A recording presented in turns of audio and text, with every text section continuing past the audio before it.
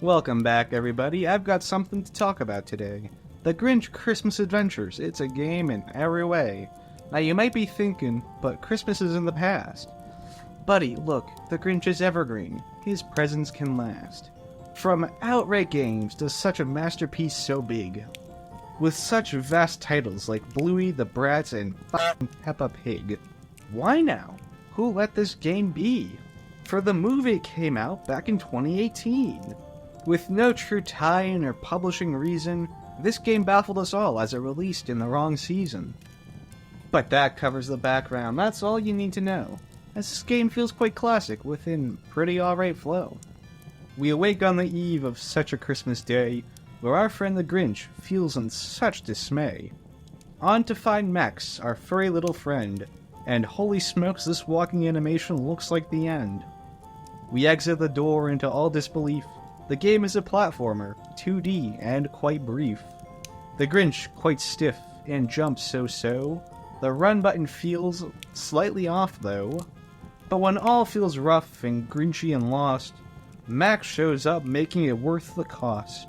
Jesus Christ, can one believe their eyes? This dog looks like he met his demise.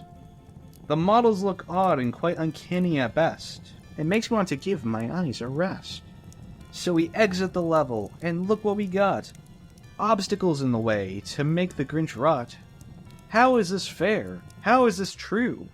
The Grinch lives here. These traps are for who? It's bad engineering the Grinch didn't think about. Having to escape all these traps just to simply get out? What the hell? Why not a second path? Oh, shoot, right, it's a game. Do the math. And through all these levels, what's there to pursue? Why, gifts and jiggies, just like Banjo and the Kazoo. Yes, jiggies are here in all their glory, but you have to put them all together to fulfill their story. To unlock a new power, you need a set number. If only the cursor wasn't such a fumbler. These powers are quite useful and overall fun, but why couldn't you just give the Grinch a gun? A double jump, a jetpack, a candy cane lasso, a snowball, a Santa hat, and a snowboard are unlockable too. So we unlock a power, and into the next level we go. What the hell are those cookies walking to and fro? The Z-axis is added, and the Grinch can move freely. These houses are designed to be maneuvered quite sneakily, with tables and cabinets available with ease. Avoiding hugs from the cookies should be a breeze. And to end the cave segment, before jumping the next branch, he gets to ride a snowboard to escape an avalanche. Is that it? Is that how we wrap up this world? It's just a Subway Surfers-esque runner and makes me quite bored. Now on to the countryside to continue his plan, with the same gameplay which we saw since the game began. One thing I like, one thing I can't put a price. The backgrounds of these levels look quite nice. Now we enter a building and without a moment of doubt, the Who's inside notice an intruder. Yet think a hug is the best route. What the hell, you idiot Who's? A literal villain just entered and your house could be abused. What is this logic? What are these rules?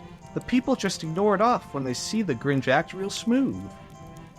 Bro, are you serious, you diva drama show queen? Things will move much faster without that animation on screen. Back to the platforming, oh my oh gee. It's almost time for the part we all want to see. With the countryside conquered and the Santa suit acquired, it's time to raid Whoville while everyone is tired. But wait, what's this? Rolling down the hill? A big-ass Christmas ornament. Avoiding it takes skill. And we made it to Whoville at long at last. And the magic of Christmas wants to bite Grinch in the ass. Music and stockings and a wire Christmas tree, usually quite harmless, but kills the Grinch to a degree. Might I also mention the time of day this takes place. Without the cover of night, the Grinch must make haste. Wait, hold up, wait a golly minute. The platforms in difficulty seem to spike a little in it. This seems less about stealing gifts and presents, and more related to avoiding Who peasants. None of this matters, nor none of this makes sense. The town is somehow designed with Grinch defense. These living conditions, a way of life so unplanned. What the hell were they thinking with sharp icicles and floating platforms across the land? Well, at long last, the last house, quite bigger than the last. It's time to put Christmas in the far past. When all looks well, like all is complete, the book's slideshow in between seems out of beat. A digital copy of the book is what helps structure the plot, but the corresponding events fail to align with the spot. Per the story, the Grinch was already atop the cliff, yet the game remains in Whoville, throwing off the rift. I like the idea of a story in between, but if only it was correct and didn't make me want to scream. We'll ignore that for now. Why worry about a silly book? You have to return the gifts to get the Grinch off the hook. This feels awkward. No music nor nothing of substance. And throwing the gifts willy-nilly doesn't help the justice. Well, at long last the gifts are delivered to a certain degree, and the Grinch learned his lesson and his soul can now be set free. The credits roll and what a time that was. And to no surprise, this didn't create any buzz. It's an okay game if you want the holiday vibes, but there's nothing really special and it's nothing for the times. A little stiff, a little bland, a tad confusing. Play Donkey Kong Country instead, it'll be way more amusing. At least the bonuses are fun to look through.